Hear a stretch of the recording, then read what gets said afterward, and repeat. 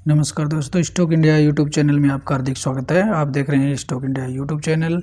यदि आप पहली बार चैनल पेज को विजिट कर रहे हैं तो बेल आइकन को हिट करके ऑल को भी सिलेक्ट कर लीजिएगा। और मित्रों, बात करते हैं इस वीडियो में अडानी ग्रुप से। और अडानी ग्रुप पर हम इस वीडियो में 2 से 3 प्रकार की चर्चाएँ करेंगे। पहले हम चर्चा करें कि अडानी जो है उस पर आज कुछ लेटेस्ट जो 2 न्यूज़ देखने को मिल रही है उनकी बात करेंगे। और दूसरी बात ये करेंगे कि आज अडानी के जो स्टॉक्स में है वो जिस प्रकार से वो तेज़ी देखने को मिली है, तो ये क्या तेज़ी है वो रियल है, और यदि स्टॉक्स को पंप और डंप किया गया है तो इसमें किसका नुकसान हुआ है, और क्या रिटेल जो निवेशक हैं एक बार फिर आज इस तेज़ी की चमक में फिर से फंस करके रह गए हैं। तो इन सभी की चर्चा है इस वीडियो में करने वाले हैं। तो बात कर लेते हैं आज की जो लेटेस्ट न्यूज़ है वो अडानी ग्रुप पर देखने को मिल रही है। तो इसमें मूडीज़ जो रेटिंग एजेंसी है उसकी तरफ से अडानी ग्रुप को राहत मिलते हुए देखने को मिल रही है।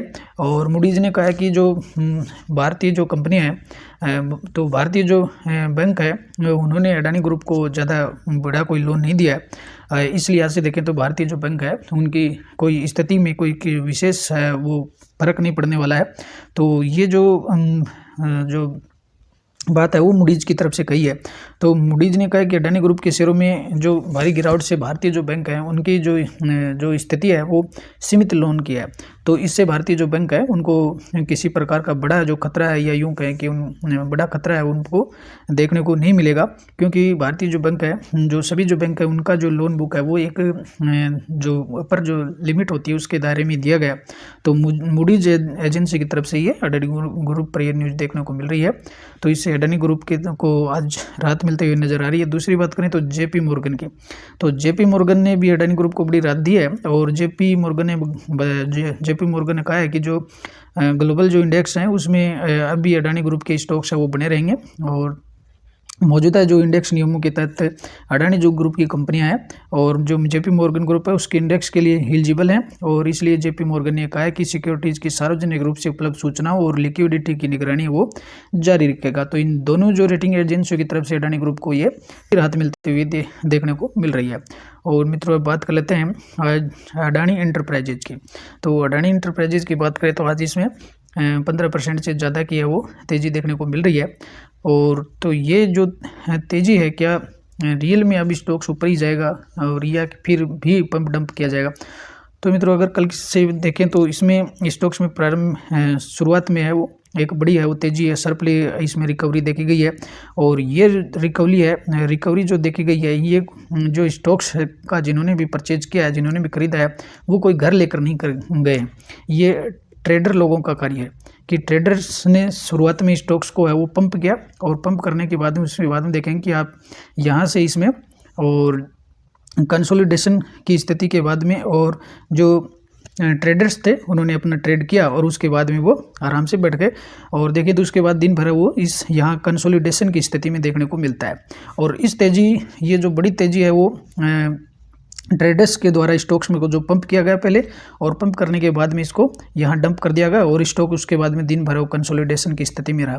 और एक बार फिर है वो इस तेज़ी को देख करके और 15 से 20% की तेज़ी देख करके रिटेल जो इन्वेस्टर हैं एक बार फिर जो ट्रेडर्स हैं उनके धोखे में आ गए। और आज कहीं तो इसमें अगर हम डिलीवरी भी देखेंगे तो कोई बड़ी डिलीवरी नहीं देखने को मिलती है। यदि स्टॉक्स में 15 से 20% की तेज़ी आती है, और ये जो तेज़ी है कभी भी रिटेल जो निवेशक होते हैं इनके बलबूते कभी भी स्टॉक्स में इतनी बड़ी तेज़ी नहीं देखने को लाई जा सकती है या देखने को नहीं मिलती है। तो ये जो सभी कार्य होते हैं ट्रेडर्स के द्वारा किए जाते हैं, और ट्रेडर्स इसमें आज काफ़ी अपने ट्रेड में काफ़ी सक्सेसफुल रही है। उन्होंने स्टॉक को काफ़ी वो पंप किया और उसके बाद में इसको डंप कर दिया, और रिटेल निवेशक एक बार फिर फंस गए। तो रिटेल निवेशक फंसे इसलिए कि सभी जो बहुत ही ऊंची रेट पर लेकर के उन्हें बैठे होंगे, और जो भी जो अपने जो पोर्टफोलियो है उसको बैलेंस करने के लिए अगर आज किसी भी रिटेल निवेशक ने और आज फिर से अपने पोर्टफोलियो को बैलेंस करने के लिए स्टॉक बाई किया होगा, तो एक तरह से देखिए तो वो एक तरह से फिर से वो ठगे से महसूस किए गए, और ये जो स्टॉक्स है फिर एक कंसोलिडेशन की स्थिति में यहाँ देखने को मिलता है। और यदि हम आज इसकी अडानी इंटरप्राइजेज में अगर हम डिलीवरी देखेंगे, और चलते हैं हम एनएससी की साइट पर, और एनएससी की जो साइट पर हम देख रहे हैं कि अडानी इंटरप्राइजेज, और अडानी इंटरप्राइजेज की आज डिलीवरी देखते हैं और अडानी इंटरप्राइजेज में डिलीवरी का रेशियो देखते हैं आज, तो जो कुल जो शेयरों की जो क्वांटिटी ट्रेडेड थी और 1,91,91,88,000 थी, और जिसमें से जो मात्रा है वो डिलीवरी है वो 11% की डिलीवरी देखने को मिलती है। अगर स्टॉक 15 से 20% अगर दौड़ गया है तो मात्र 11 जो सिर्फ घर ले जाने वाले जो शेयर हैं वो मात्र 11% की डिलीवरी हुई है।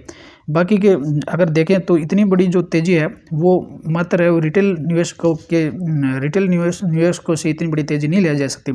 ये सिर्फ वो इन्वेस्टर्स के द्वारा पंप किया गया था, उसके बाद में स्टॉक्स को डंप किया गया। और यही स्थिति हम देखेंगे तो अडानी ग्रीन में भी हमें ये देखने को मिलेगी। और अडानी जो ग्रीन है उसमें भी हमें शुरुआत में एक बड़ी तेज़ी देखने को मिलती है, उसके बाद में स्टॉक्स कंसोलिडेशन रहता है, उसके बाद में फिर इसको डंप कर दिया जाता है। और यही जो इसमें भी इस बड़ी तेज़ी को देख करके रिटेल जो निवेशक हैं इसमें फिर फंस कर रह गए हैं। तो ये मित्रों एक जब तक स्टॉक्स है वो लंबे समय के लिए कंसोलिडेशन नहीं करता है तब तक इसमें है वो एंट्री लेने की कोशिश नहीं करें।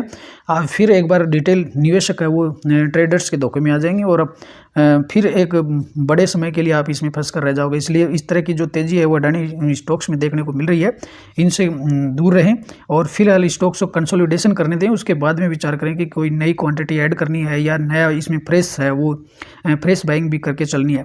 तो इन सभी चीज़ों को रिटेल निवेशक है उनको समझना चाहिए। और यदि हम इसमें भी अडानी जो ग्रीन है इसमें भी अगर डिलीवरी का परसेंटेज देखेंगे तो इसमें भी आज वो 32% की डिलीवरी देखने को मिल रही है। और यही स्थिति हम अडानी पोर्ट में भी देखेंगे।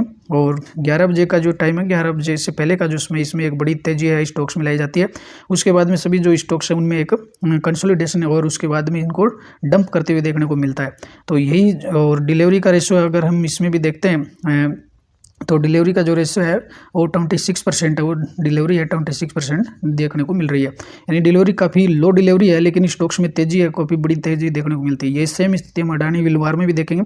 अडानी जो विलमार है उसमें एक शार्पली बड़ी तेज़ी देखने को मिलती है और इसके बाद में स्टॉक्स कंसोलिडेशन की इसमें ये यहाँ देख पा रहे होंगे मित्रों आप, ये जो आप जो वी शेप यहाँ देखने को मिल रही है, ये स्टॉक्स को डंप किया जाता है और उसके बाद उसको फिर पंप किया जाता है।